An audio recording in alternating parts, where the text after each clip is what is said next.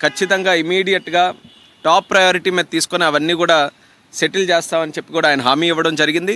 మరి నిన్ననే ఆయన వేరేగా ఒక మీటింగ్ ఈరోజు పెడతామని చెప్పి ఇచ్చినటువంటి హామీ ప్రకారం ఈరోజు ఒక మీటింగ్ పెట్టుకున్నాం.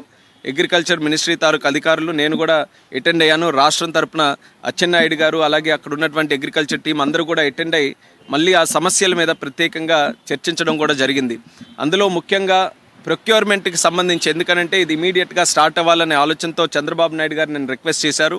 మరి దాన్ని సీరియస్గా తీసుకొని కేంద్ర ప్రభుత్వం అలాగే మంత్రి గారు కూడా దాన్ని ఇమీడియట్గా చేయిస్తామని చెప్పి హామీ ఇచ్చారు.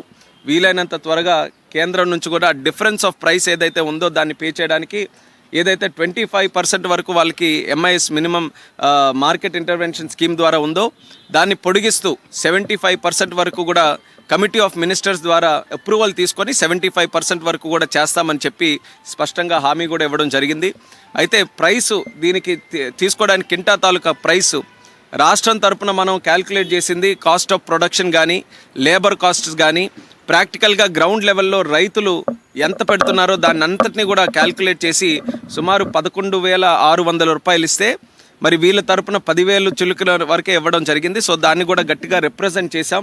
ఎట్టి పరిస్థితుల్లో క్వింటా తాలూకా ప్రైస్ ఏదైతే దీనికోసం క్యాల్కులేషన్కి యూజ్ చేస్తున్నామో అది పెంచాలి. 11,600 అయినా దానికంటే ఇంకెక్కువ వస్తే ఎక్కువైనా సరే పెట్టాలని చెప్పాం. ఐకార్కి సంబంధించినటువంటి అధికారులు కూడా పిలిచారు. వాళ్ళకు కూడా స్పష్టంగా ఇన్స్ట్రక్షన్స్ కూడా మరి మినిస్టర్ గారు ఇచ్చారు. ఎట్టి పరిస్థితుల్లో ఆ ప్రైస్ని కూడా ఇంప్రూవ్ చేయాలని. సో అది కూడా చాలా పాజిటివ్గా ఉందని కూడా ఈ సందర్భంగా తెలియజేస్తున్నాం. అలాగే మూడో పాయింట్ నిన్న కూడా ప్రస్తావనలోకి వచ్చింది. ఎక్స్పోర్ట్స్ గతంలో జరిగినటువంటి విధంగా ఈరోజు జరగట్లేదు. దానికి ఇంటర్నేషనల్ జియోపొలిటికల్ ఇష్యూస్ కొన్ని ఉన్నాయి. అయినప్పటికీ కూడా ఆ ఓపెన్ ఎలా చేస్తాం, ఎక్స్పోర్ట్స్ని మళ్ళీ మనం ఎలా ప్రోత్సహించాలి అనే ఆలోచనతో దాని మీద కూడా చర్చిస్తే దాని మీద కూడా కొన్ని నిర్ణయాలు చర్చలో వచ్చాయి. ఆ నిర్ణయాలని ఏ రకంగా అమలులోకి తీసుకొని రావాలన్న దాని మీద రాష్ట్రంలోనే ఎక్స్పోర్ట్స్కి సంబంధించి ఎక్స్పోర్టర్స్, దీనికి ఈ యొక్క చిల్లీ ఫీల్డ్కి సంబంధించిన ఎక్స్పోర్టర్స్ కానీ FPOs కానీ రైతులు కానీ అందరినీ కూడా కూర్చొని పెట్టి వాళ్ళ ద్వారానే సమస్యలు ఏమున్నాయో తెలుసుకొని దానికి హెల్ప్ చేసే విధంగా చర్యలు తీసుకోవాలని ఒక నిర్ణయం తీసుకున్నాం. సో రాబోతున్న రోజుల్లోనే రాష్ట్ర ప్రభుత్వం తాలూకా ఆధ్వర్యంలో మిర్చి రైతులతో ఒక ప్రత్యేక మీటింగు ఎక్స్పోర్టర్స్తో కూడా పెట్టి దీనికి ఉన్నటువంటి సమస్యలు, ఇప్పుడు ఇమీడియట్గా ఎక్స్పోర్ట్స్ పెంచడానికి ఏంటి, లాంగ్ టర్మ్లో కూడా అక్కడ మిర్చి రైతుల తాలూకా ఆదాయం పెరిగే విధంగా ఎక్స్పోర్ట్స్ని ఏ రకంగా మనం ఇంటర్నేషనల్ మార్కెట్కి లింక్ చేయాలి, ఈ రెండింటి మీద కూడా ఒక సదస్సు అక్కడ పెట్టి దాని ద్వారా వచ్చినటువంటి సజెషన్స్ ఏవైతే ఉంటాయో దాన్ని కూడా మనం అమలు చేస్తామని చెప్పి మంత్రి గారు అయితే స్పష్టంగా హామీ ఇవ్వడం జరిగింది.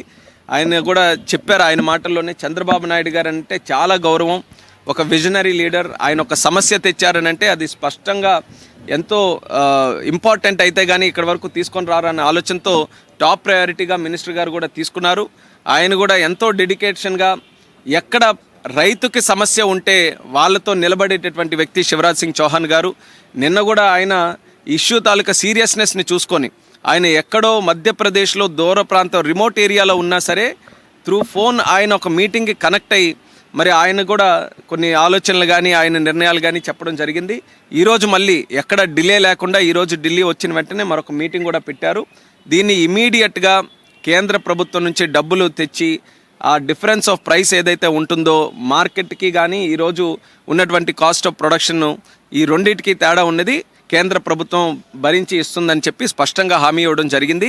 దీన్ని ఎంత త్వరగా వీలైతే అంత త్వరగా అమల్లోకి తీసుకొని రావడానికి ప్రొసీజరల్గా ఏవైతే ఉన్నాయో వాటన్నిటి మీద డిస్కస్ చేసి ఇమీడియట్గా ఆ స్కీమ్ ద్వారా చేయిస్తాం.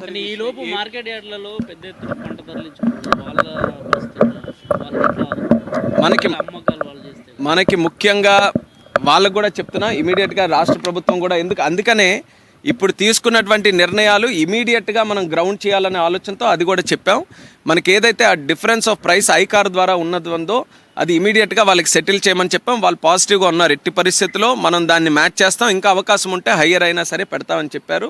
సో పాజిటివ్గా ఉంది కాబట్టి ఇమీడియట్గా గ్రౌండ్ చేస్తే మీరు ఏదైతే ఇప్పుడు మార్కెట్లో జరుగుతున్నటువంటి విషయాలు చెప్తున్నారో అక్కడ ఎక్కువ ప్రాబ్లం లేకుండా జరుగుతుంది. ఐకార్ ద్వారా ఇప్పుడు ఎంత సపోర్టింగ్ ప్రైస్ వచ్చే అవకాశం? ఐకార్ ద్వారానే మనం పెట్టినటువంటి ప్రైసే ఈరోజు 11,600 పెట్టాం. ఐకార్కి అది మ్యాచ్ చేయమని చెప్తున్నాం. ఈరోజు కాస్ట్ ఆఫ్ ప్రొడక్షన్ మేము చాలా పక్కాగా క్యాలిక్యులేట్ చేసాం రైతుల ఒపీనియన్లు తీసుకొని. సో అంత ఉండాలి. ఇంకా అవకాశం ఉంటే లేబర్ కాస్ట్ ఇవన్నీ కూడా ఉన్నాయి. ఇప్పుడు కష్టాల్లో ఉన్నారు. ఏది ఇచ్చిన రూపాయి రైతుకి వెళ్తుంది కాబట్టి అవకాశం ఉంటే దానికన్నా పెంచమన్నాం. సో ఐకార్ ఆ ప్రాసెస్లో ఉంది. పాజిటివ్గా ఉన్నారు పెంచుతామన్న ప్రాసెస్.